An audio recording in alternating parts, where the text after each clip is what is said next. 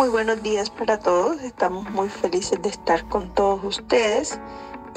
Yo soy Claudia Hernández y el día de hoy tendremos un episodio de Historia de la Educación y el Quehacer Pedagógico. Un espacio donde vamos a reflexionar sobre el pasado, presente y las transformaciones de la educación para poder entender nuestra actualidad. En este episodio exploramos cómo la teoría crítica, una corriente que nace con la Escuela de Frankfurt, no solo nos ayuda a comprender el contexto histórico y social que habitamos, sino que también se convierte en una herramienta poderosa para transformar la realidad desde la educación. Hablaremos de cómo se ha transformado la educación desde Europa, pasando por Iberoamérica y por supuesto nuestro país Colombia. Acompáñanos en esta conversación sobre educación. Bienvenidos.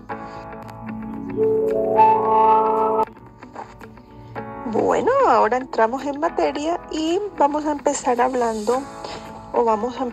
darle contexto a todo nuestro tema de hoy desde la teoría crítica y la educación. Entonces, desde esos dos temas se abordan todos los desafíos educativos del futuro, destacando que más allá de todo este avance científico y tecnológico, los verdaderos retos que tenemos es formar personas conscientes en su papel social, que seamos capaces de participar, aceptar la diversidad, cooperar y contribuir al progreso desde una ética humanística, como lo menciona Tovar en su obra y en su texto. En conclusión, esto es formar ciudadanos comprometidos socialmente, no es más que eso. Entonces, en todo este marco se introduce la teoría crítica, que considera al individuo como un ser social que está inmerso en relaciones históricas específicas, como también lo menciona Josquin, Ortiz y Trujillo. Toda esta teoría se origina en la Escuela de Frankfurt, como ya sabemos en Alemania, que busca no solamente interpretar la realidad, sino transformarla, basándose en una visión multidisciplinaria que incorpora elementos del marxismo, del psicoanálisis y de otras corrientes. Toda esta teoría crítica se enfoca en comprender las condiciones sociales que moldean el pensamiento y las relaciones sociales, proponiendo una transformación hacia formas más justas. Tiene una visión integral y dinámica del cambio, tanto a nivel local como a nivel global, promoviendo la conciencia y la acción crítica. En el ámbito educativo, la teoría crítica se relaciona con la investigación cualitativa, que no solo describe, sino que busca transformar las prácticas educativas injustas. Se propone como una herramienta de emancipación y transformación social, como lo mencionan otros actores como Machillan y Schumacher, abordando también temas como clase, raza, género y orientación sexual en la construcción de ese orden social. Aquí nos aparecen unos conceptos como el de inmanencia, que subraya el potencial de cambio inherente a toda realidad. Así, entonces la teoría crítica no queda en el análisis, sino que impulsa la acción transformadora concreta. Ya por allá a mediados del siglo XX, entonces Europa empieza a experimentar una creciente desencanto sobre la política y el manejo del poder que lleva a la transformación de una sociedad más justa y equitativa. Entonces todo esto da lugar a la acción crítica, que impulsa la conciencia social, la emancipación política y la búsqueda de cambio. Entonces, el desencanto y la acción crítica emergen en momentos de tensión política y económica en Europa. Entonces, todo esto impulsados por movimientos y escuelas que buscan nuevas formas de organización social y política. Entonces, esto destacando la importancia de las pedagogías críticas en el contexto, que pueden ayudar a desarrollar el pensamiento crítico y la conciencia social. Bueno, entonces definitivamente, pues escuchando a nuestras compañeras que vienen a continuación, le daremos una manera más amplia de entender todos nuestros temas a trabajar hoy. Entonces les damos la bienvenida a nuestras invitadas. Hola, soy Magnolia Rincón. Una reflexión importante sobre el desencanto político y el surgimiento de la acción crítica en Europa. A mediados del siglo XX, Europa experimentó un creciente desencanto respecto a la política y el manejo del poder. Esta situación dio lugar a una transformación profunda en la conciencia social, impulsando la participación política y el surgimiento de una acción crítica orientada hacia la construcción de una sociedad más justa y equitativa. El desencanto y la acción crítica emergen en un contexto de tensiones políticas y económicas, acompañados del surgimiento de movimientos sociales y escuelas de pensamientos que cuestionaban los modelos tradicionales de organización. En este escenario cobraron especial relevancia las pedagogías críticas, entendidas como herramientas fundamentales para desarrollar el pensamiento crítico y la conciencia social. Las escuelas de Budapest y Frankfurt fueron las claves en este proceso. Estas corrientes filosóficas propusieron comprender y transformar la sociedad a partir de la vida cotidiana, recuperando principios marxistas que exigían a la filosofía y a la educación no solo interpretar el mundo, sino también transformarlo. En este marco se puede considerar que las pedagogías críticas comenzaron a gestarse en Europa en los años 40, con pensadores como George Lukács, Ernst Haeckel y las ideas de Antonio Gramsci, cuyas obras que presentaron comprometían la transformación social.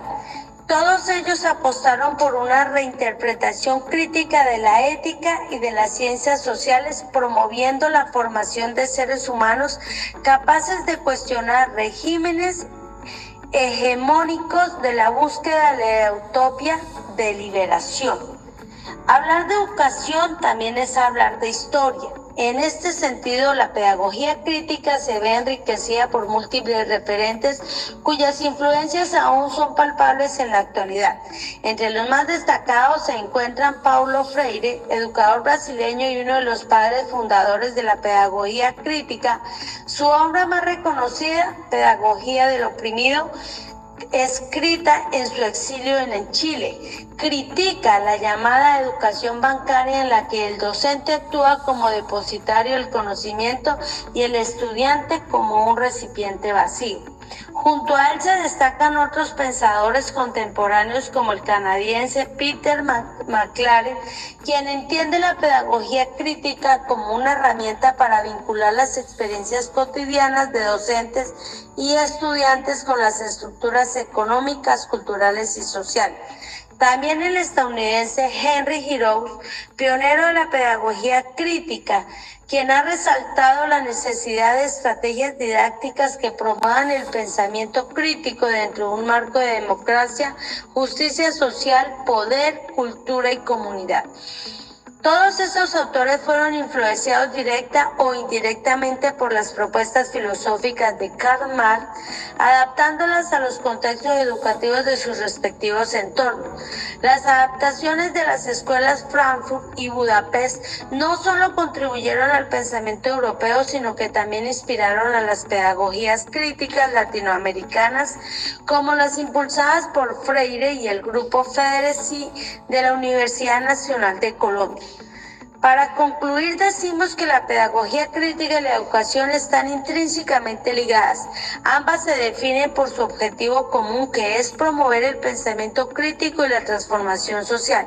En este sentido, el rol del docente trasciende la transmisión de conocimientos, que debe convertirse en un actor político y social capaz de cuestionar las estructuras existentes y contribuir activamente a la transformación de la sociedad.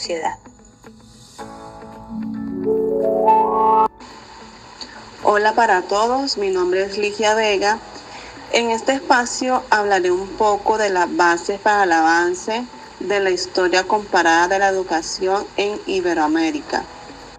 La historia de la educación en América Latina permite establecer criterios mínimos de periodización, permitiendo identificar algunas características comunes que muestran transformaciones políticas, sociales, económicas que inciden en la política educativa y la práctica pedagógica. En la primera mitad del siglo XIX, las revoluciones liberales en España, Portugal y los movimientos de independencia de América Latina dieron un gran protagonismo a la educación pública para la transformación de la sociedad, basándose en principios de igualdad y libertad. Esto dio pie a un sistema escolar público al que todos podían acceder, el cual promovía valores nacionales y la unidad social. Durante la primera mitad del siglo XIX, se promovió oficialmente el método de enseñanza mutua o lancasteriano, originado en Inglaterra para la educación de clases populares. Este enfoque permitía, a través del uso de monitores y asistentes, educar un gran número de niños al mismo tiempo. Las escuelas lancasterianas se expandieron por toda Iberoamérica, logrando avances importantes en la escolarización de la población. La segunda mitad del siglo XIX estuvo marcada por la inestabilidad política y la falta de recursos económicos, lo que dificultó el desarrollo de sistemas públicos de enseñanza. La situación en América Latina comenzó a cambiar en el último tercio del siglo XIX, cuando cada uno de los países fue definiendo su papel de economías exportadoras, lo cual generó estabilidad política y económica, que favoreció el desarrollo educativo. El desarrollo de las políticas educativas en los países iberoamericanos se llevó a cabo a ritmos muy diferentes, debido a varios factores que influyeron en el proceso, como conflictos políticos, la fuerte influencia de la Iglesia, la presencia indígena y la inmigración europea.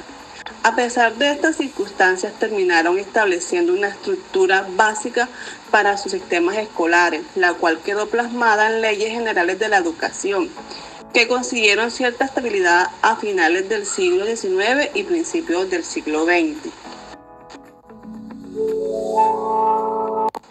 Buenas tardes, mi nombre es Diana Olaya. Les voy a hacer una presentación del texto El breve análisis histórico y descriptivo de la educación en Colombia de los autores Pérez y Gallego. Este texto nos presenta una evolución histórica de la educación desde el siglo XVI hasta el siglo XXI. Retomemos los siglos XVI y XVII. En estos encontramos que fueron fundadas las universidades por órdenes religiosas como los dominicos y jesuitas, las cuales estaban centradas en su enseñanza de la fe. Estas instituciones se ubicaron en grandes ciudades, apoyadas por líderes religiosos y filántropos como Pedro Pinillos. Hacia el siglo XVIII, con la influencia de la Ilustración, la educación se orientó hacia un conocimiento útil, las ciencias y las letras, dejando atrás a los escolásticos. La Revolución Francesa promovió una educación como un servicio público y surgieron las escuelas de las primeras letras, mientras la Iglesia seguía teniendo un papel muy importante en las zonas donde el Estado no lograba llegar. Ya en los siglos XIX y XX aparecieron nuevas pedagogías como respuesta a los métodos tradicionales. La escuela activa se basó en avances científicos y en la psicología experimental, y se presentaron tensiones entre los conservadores que estaban ligados a la Iglesia y los liberales que impulsaban nuevas ideas educativas. Mientras tanto, en Boyacá, el sacerdote Salcedo innovó con la educación radial. Surgieron también la pedagogía crítica y la teología de la liberación. Y ya tomando la Constitución de 1991 se estableció la educación como deber del Estado. Ya en el siglo XXI la globalización influye en la educación colombiana con la adopción de modelos extranjeros estandarizados y con el énfasis en el aprendizaje de las lenguas extranjeras. Las instituciones, por lo tanto, se adaptan a las demandas de la competitividad global y al uso creciente de las tecnologías, destacando así la educación virtual y a distancia.